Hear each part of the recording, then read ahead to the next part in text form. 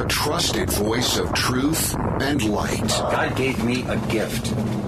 I shovel well. I shovel very well. And a rally point for those who've accepted the reality that they are not sheep. We've got a blind date with destiny. And it looks like she's ordered the lobster. This is the Bryan Hyde Show. Well, hello there, and welcome to the show. This may seem like a strange way to start out, but I have to tell you right up front, this program is not for everyone. You don't have to be this rich or this tall in order to benefit from this show, but you do have to be serious about seeking after truth. And not just whatever I say or whatever I share with you, but actually actively going after the truth and not waiting for someone in authority to hand it to you like it was a birthday present. So if you're willing to step up, take charge of your life, be responsible for your own worldview, and think clearly and independently about what's going on around us, well, then you found the right place. If, on the other hand, you would prefer just, some comforting lies or accolades or reassurances that everything that's going on around us is totally normal and that fire in the house, well, it's supposed to be that way, yeah, you'll have to find something else. Nonetheless, I'm glad you're here. Got some great sponsors who make this possible on a daily basis, and they include Dixie Chiropractic, HSL Ammo, Sewing and Quilting Center, Monticello College, Life Saving Food, also the Heather Turner team at Patriot Home Mortgage, and GovernYourCrypto.com. Where to begin? I have so much good material to share with you today. I think I want to start with perhaps the most controversial and risky topic that I can think of in our day. This would be a concise and compelling defense of the biological reality of men and women. Now, can you think back even 5 years ago and think, would this really have been such a controversial thing to suggest that, there are really only two genders, men and women? But that's where we find ourselves today.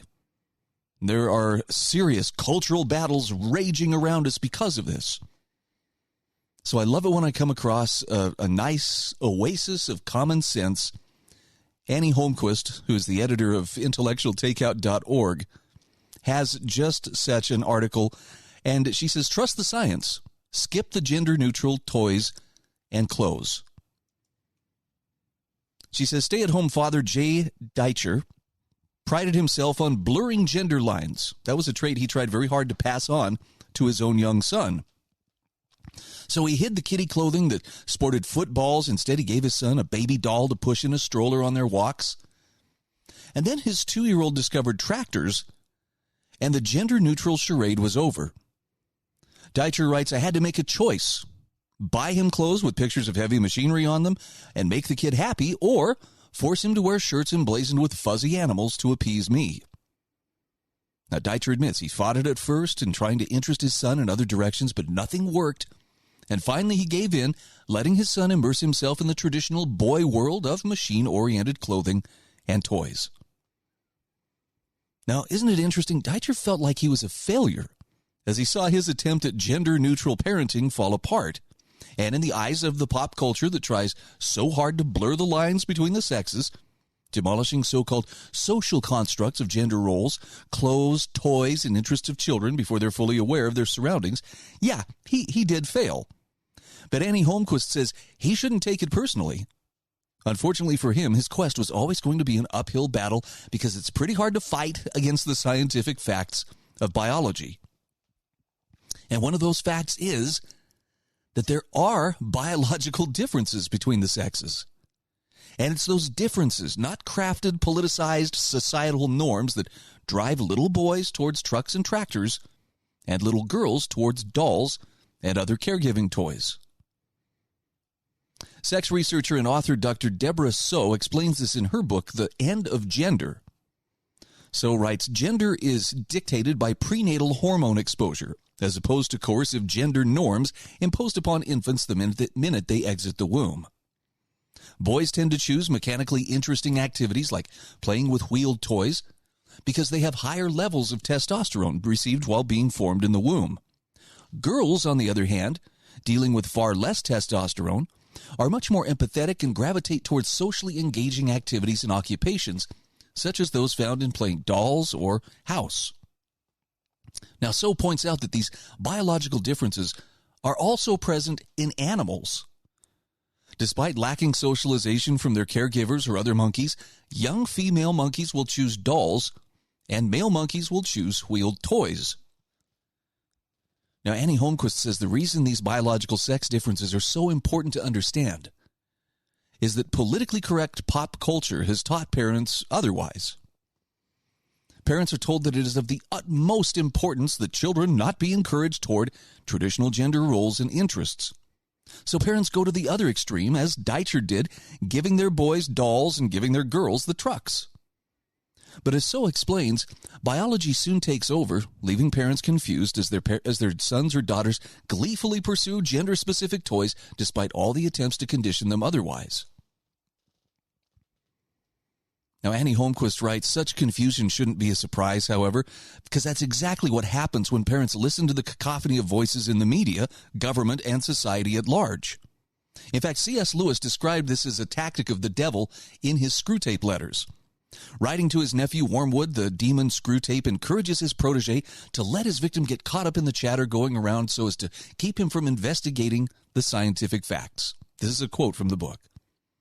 But the best of all is to let him read no science, but to give him a grand general idea that he knows it all and that everything he happens to have picked up in casual talk and reading is the results of modern investigation. Do remember, you are there to fuddle him. End quote. So Annie Holmquist says the message for us today then is not to get fuddled, thinking that we'll be good parents if we just promote gender neutrality to our children. She says despite what our culture says, it's still perfectly fine to promote gender-specific toys and clothes to children. In fact, it's good. And the parents who do so are not stifling their child's identity. They're simply going along with the facts of biology and are bucking the chatter of a society that thinks it knows everything when it really knows nothing. So encourage your girls to be girls and your boys to be boys. Stop the confusion and start them thinking straight. I don't know. I agree completely with everything she just said. And I think that might be one of the most controversial things I've shared on this program this week. Not because, wow, she's just flouting convention here and, challenging everything that we know to be decent and true. Now, this is something far more revolutionary. What Annie Holmquist is doing is actually speaking the truth in a time where near universal deception and detachment from reality is becoming the norm. I mean, come on, not to put too fine a point on it, but did the president not just announce a day before, or I guess just yesterday, that we will now have a ministry of truth? He didn't call it that. It's more like an office that's there to deal with misinformation and disinformation, but you get the picture. There's a lot of effort and a lot of money being spent to try to keep people from speaking the truth, acknowledging the truth, believing the truth, living the truth. And at some level, you got to ask yourself, why is that? I mean, it's not just a matter of, is this some conspiracy from the smoke-filled room, or is there something more here? I think it really comes down to what Orwell had warned about with, his depiction of totalitarianism in 1984, as if you control ideas, you can control how people think. You can control the way that they process all the information that tells them about the world, and cause them to essentially create a mental prison for themselves. And I know that sounds like kind of a dark thing, but that seems to be exactly what, the people pushing this great reset mentality are all about.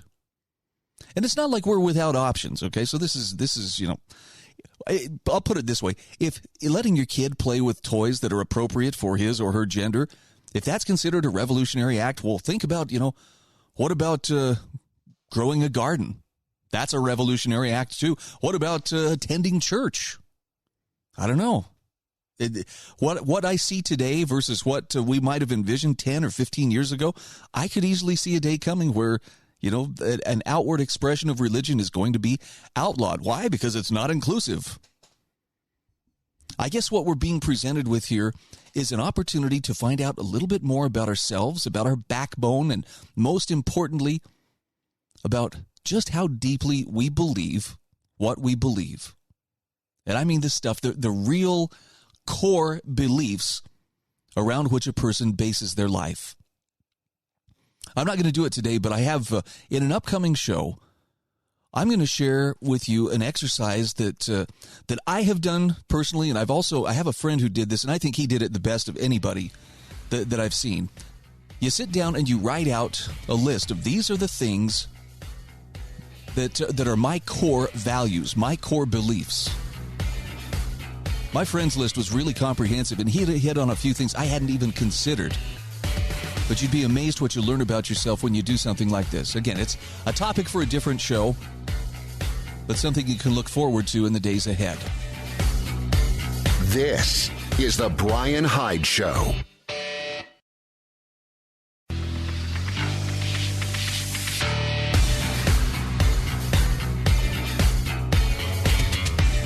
This is the Bryan Hyde Show.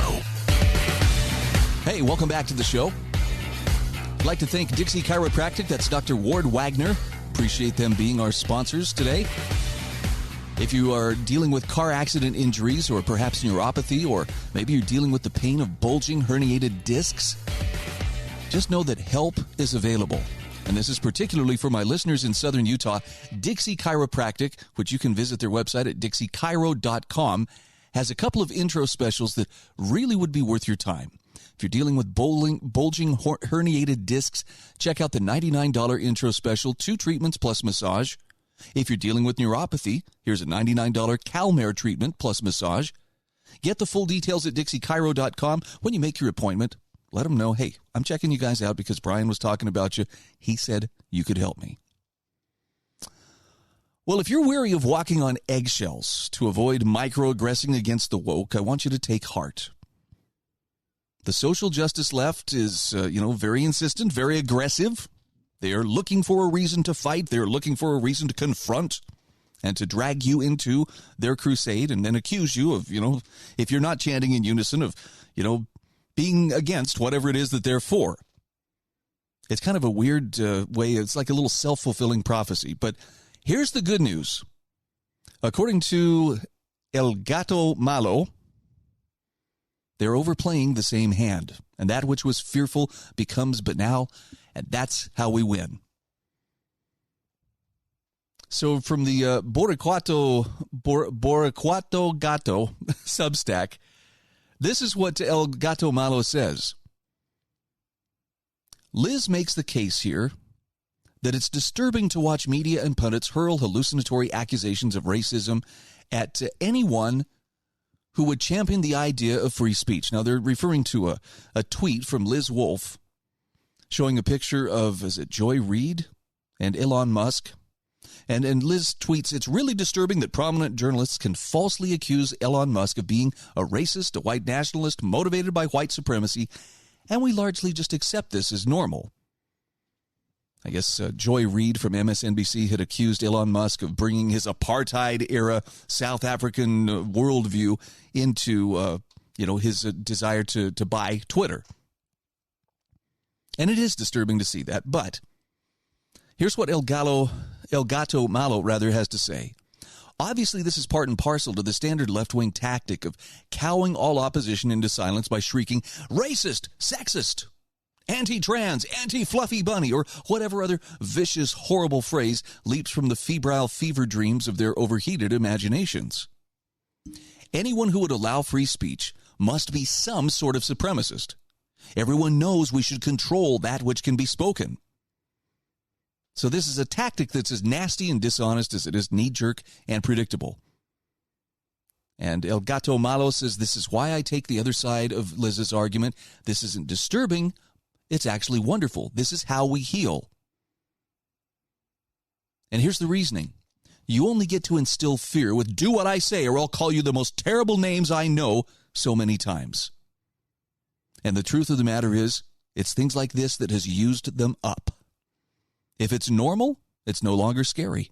And that means the woke have lost their power. This entire persuasive base was the threat of calling you somethingist or getting you canceled. And now it's so overused that it's trite and meaningless. In other words, the woke, the social justice warriors, they've gone to the well too many times, and the well has run dry. Better, it's actually inverting into a set of credentials that enhance status and standing. Making these people furious speaks well of you, and having them call you racist just becomes harmless flack that proves you're over the target. Meanwhile, they expose their own intellectual vapidity by howling the same three epithets over and over, no matter what the subject or circumstance, like a lost golem digging its own grave ever deeper because it lacks any actual consciousness. This is how they become irrelevant. And Gato Malo says, let them, because this is how we win. They will defeat themselves. We need only stand back and watch the implosion of this facile and false edifice of doctrinal doggerel. Its foundations were never sound, and the shock and awe of its novelty is gone. This was a blitzkrieg attack relying on momentum and on overrun, but it has faltered. And their ammo is gone, their tactics clear. Those they would conquer and suppress are now awake and increasingly unafraid. Because the only thing scary about these people is the depth of their delusion. They were never the many. They were always a noisy, absurdist minority, casting a large shadow to overstate their pervasiveness and prowess. They just started to actually believe their own hype, and they've overplayed their hand, and they will cluck now and clamor like never before as they lose relevance. But none of it will matter. It's just a carnival of colicky babies. So their time is done. Their play is over. And each new ejaculation of outrage will only serve to further undermine their underpinnings. Each laughably predictable accusation of ism will only discredit the user and elevate the target. And it's going to be glorious. This is why free speech absolutism is so vital, because when you leave it alone, it heals itself. Remember, the cure for bad speech is more speech. The best way to marginalize hateful people is to let them reveal themselves. And censorship is always the greater evil. Now, Sun Tzu admonishes us, never interrupt your enemy when he's making a mistake. But El Gato Malo says, personally, I adhere to an older, perhaps wiser authority, Sun Mu, the art of purr. Meme them until they cry, then make memes about them crying. All right, so I may not encourage you to cross the line into open ridicule, but I will say that humor definitely has a way of conveying truths that would otherwise just seem mean-spirited or just, unhinged spittle-flinging. If you're just going for angry, that only is going to get you so far. Humor might actually make people stop and think about something. So from that standpoint, yeah, memes definitely have their place. But I think I'm going to come down on the side of, I think El Gato Malo is right in the sense that as unpleasant as it is to hear all these endless shriekings about this is racist, that's sexist, this is oppressive, you're micro-aggressing because you asked me, about my accent or where I'm from. That's tough to deal with, and it almost always feels like it's a prelude to some kind of contention or some kind of a fight. But it's true. The more the irrational scream about injustice and accuse you of being a part of that injustice because you're not chanting in unison with them, the more they reveal themselves for what they really are. And all you've got to be is strong-willed enough to be willing to stand on your own. Let those names bounce off. Oh, what is it? I saw this yesterday, and I've mentioned the name Andy Frisella before on this program. Again, I recommend him as a great source of clarity, but I preface that with, if you can't handle bad language, if somebody swearing like a sailor is really off-putting to you, probably best you don't listen to him. If, on the other hand, you can shrug those words off or let them bounce off you to catch the underlying truth, wow. Andy's a guy who definitely is about as truthful a speaker as you're likely to encounter. And this is something that he said that just absolutely resonates with me. Be okay with being misunderstood. It'll free you. Now, that sucks, right? Somebody misunderstands me. What if they think I'm weird? What if they think I'm a kook? What if they think I'm racist? Let them. and be okay with it. I mean, this is the whole idea of thinking clearly and independently and for yourself is you know who you are. You know what you stand for.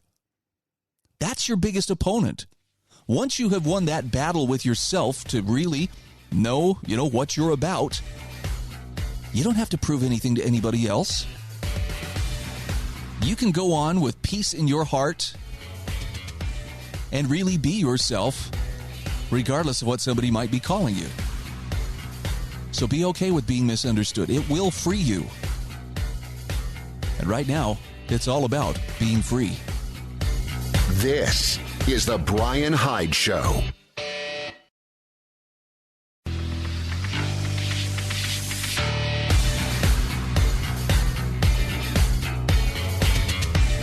This is the Bryan Hyde Show. Hey, welcome back to the show. I got to tell you, I'm so proud to have sewingandquiltingcenter.com as one of my sponsors. And for my listeners in southern Utah, you have such a great resource right there in your community, a family-owned business. It's been in operation continuously since 1984. Now, it has changed owners about 3 times over that period of time. But the original owner still works at the place. He still services the machines that they sell, even the machines that they don't sell. But bottom line is, if you or someone you know wants to get into sewing, if you want to just get into a nice entry-level machine, they have machines starting at around $200. If you are serious about sewing or long-arm quilting or buying a serger, whatever the case may be, I mean, they've got machines that'll just blow your mind. And again, they service what they sell. They can train you to use your machine. Might be a great thing to have as a part of your personal self-reliance preps, or just something fun. Great way to create heritage pieces, for your family to pass down for generations. Sewingandquiltingcenter.com. Click the link in my show notes at thebryanhydeshow.com. Great stories stay with us, and they help us remember what matters most. I wanted to share one of my favorites from Larry Reed, who's the president emeritus of the Foundation for Economic Education. And it's the story of being honest when no one is looking. This is from his book, Real Heroes. And he talks about a good Samaritan in Cambodia. This is one of my all-time favorite stories that Larry Reed shares. And he's got a ton of them because this guy has seen and done a lot. Larry Reed writes, in 30 years of traveling to 81 countries, I've come across some pretty nasty governments and some darn good people. And he says, to be fair, I should acknowledge that I've also encountered some rotten people and a half-decent government or two.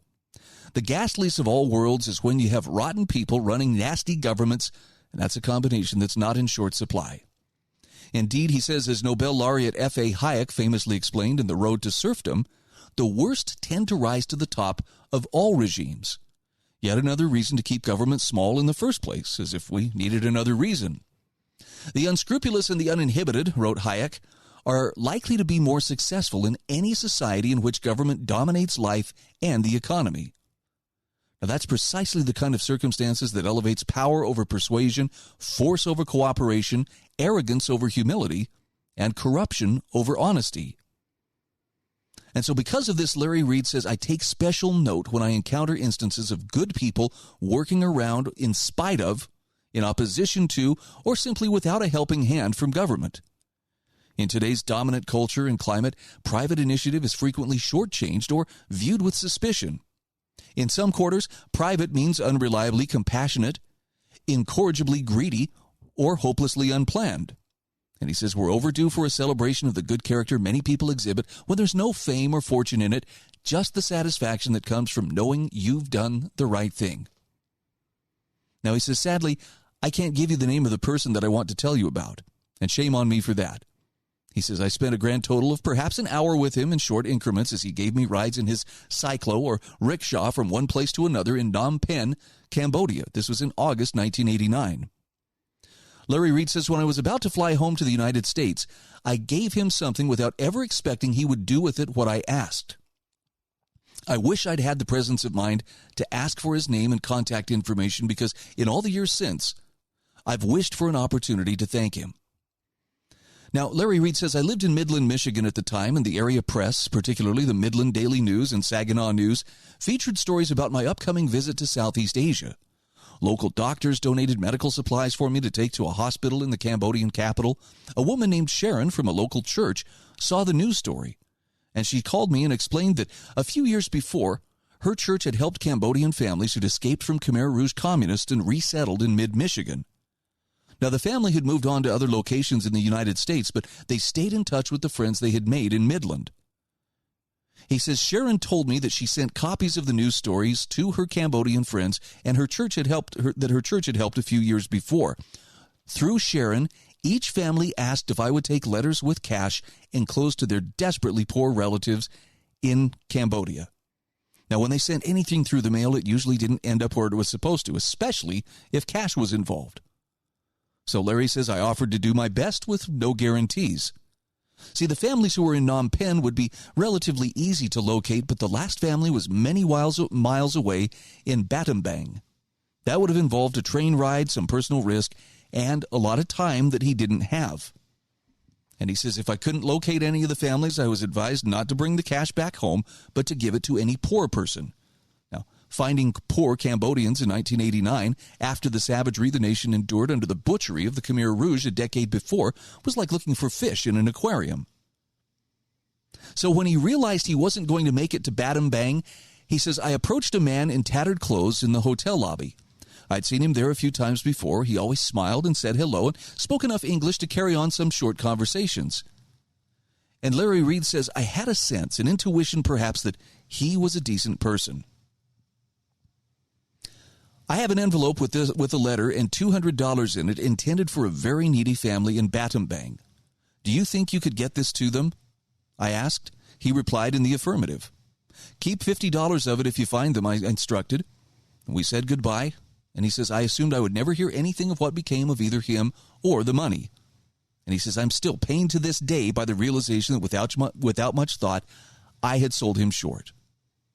So Larry's back home in Michigan several months later, and he received an excited phone call from Sharon, who told him the Cambodians in Virginia, whose family in Battambang that last envelope was intended for, just received a letter from their loved ones back home. And then she read to him a couple of paragraphs from that letter. The final sentence read, "Thank you for the $200. Now, Larry Reed says that man, whose name I'm unsure of and whose address I never secured, had found his way to Battambang. Not only did he not keep the $50 that I offered, he somehow found a way to pay for the train ride himself. And he asks, does that act of honesty tug at your heartstrings? And says, if it does, then you appreciate something the world desperately needs, something that is indispensably crucial to a free and moral society. The man I trusted the money to was poor in material wealth, but rich in something more important. Larry Reed says, as I wrote in a recent book, ravaged by conflict, corruption, and tyranny, the world is starving for people of character. Indeed, as much as anything, it is on this matter that the fate of individual liberty has always depended.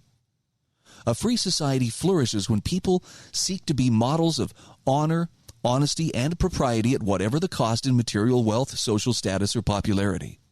It descends into barbarism when they abandon what's right in favor of self-gratification at the expense of others. When lying, cheating, or stealing are winked at instead of shunned. And so he says, if you want to be free, if you want to live in a free society, you must assign top priority to raising the caliber of your character and learning from those who already have it in spades. If you do not govern yourself, you will be governed. Now, character means that there are no matters too small to handle the right way. It's been said that character is defined by what you do when no one is looking. Cutting corners because it doesn't matter much or because no one will notice still knocks your character down a notch and can become very easily a slippery slope. Now, he writes in this article about how he hopes to one day visit Cambodia again. And he says, I have a very slim lead, when I do visit, that I might find the man I gave that letter and the $200 to. He says, I know it's a long shot. He may have moved away, he may have passed on, but he says, if I find him, it will be a thrill I'll never forget. I will embrace him as a brother, and I'm sure he understands that in my book, he is one real hero. I love that story because that one, the first time I heard it, I just thought, he talks about if this humble man's character and his honesty tugs at your heartstrings, and that tells you that you recognize something that the world really needs.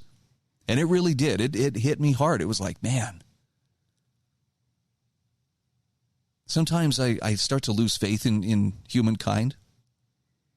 I know you spend about 20 minutes perusing the headlines, and trust me, you'll feel your faith in humanity starting to slip, and quickly, if it doesn't just go right into free fall. But all it takes is just seeing one or two small examples of people who are living up to the goodness that we're capable of to remind me that there really are great people. And here's my point. There's a lot of negative going on right now. And sadly, I'm afraid I'm a source of a lot of that negative, because I'm trying to sound the warning and also trying to encourage people, get your poop in a group. Don't be caught unawares. But the most important thing that you and I can do right now that will have measurable impact on the world for the better is to get our own character in order. And I mean become a truly excellent person. Now, this doesn't mean we're not going to have setbacks or we're not going to fail. I do on a daily basis. But I keep trying because I know the closer I can get to living in accordance with what I know to be right, the greater the impact I'm going to have on the world around me. And it works that way for all of us, no matter where we happen to be standing. This is the Bryan Hyde Show.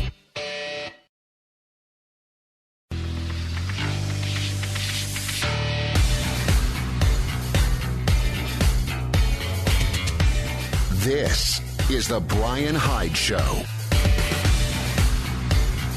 Hey, once again, thanks for joining me today. If you haven't subscribed to my show notes, I want to recommend them to you, not because they're all that in a bag of chips, but just because it's a great opportunity to take a little bit deeper dive into some of the different issues and stories that are going on around us.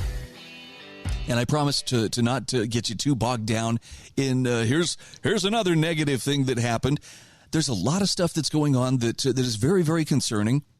And I'll admit, there's times I wake up in the middle of the night going, wow. How do we talk about, impending economic difficulties? How do we talk about the prospect of nuclear war? How do we talk about, just the injustices that are being done, the outright lying, the deception? That's daunting. But if you want to take a deeper dive and really understand these things because you're doing your own research, for which there is no substitute, those show notes are a great way to do it. Just go to my show notes at thebryanhydeshow.com, click on a day, whatever day, scroll down to the bottom of the show notes for that day. You'll see a big subscribe button. Drop in your email. I'll take it from there. So being a clear and independent thinker is more than just simply having all the answers and, everybody wanting you on their side when you play Trivial Pursuit. It requires some humility. It requires the ability to admit you're wrong or even that I don't know about a particular subject. Now, I've got a great article here from the Good Citizen Substack, A Fear of Blind Spots. And I'm just going to share a couple of excerpts here. This is part of an exchange going back and forth with Winston Smith of the Escaping Mass Psychosis Substack. And this, again, you want to take a deep dive into some real thought-provoking material? This is one I would strongly recommend. You can subscribe to the Good Citizen Substack, and you will find plenty to keep your mind occupied.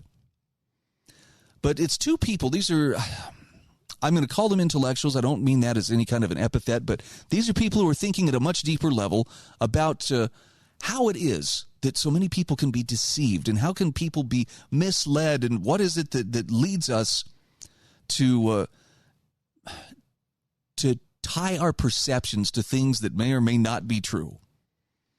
And I really enjoyed how they approached the subject of blind spots, mainly because we all have blind spots. Yes, all of us. No matter how fair, no matter how kind and loving a person is, we all still have things that we just don't see because of our proximity to whatever.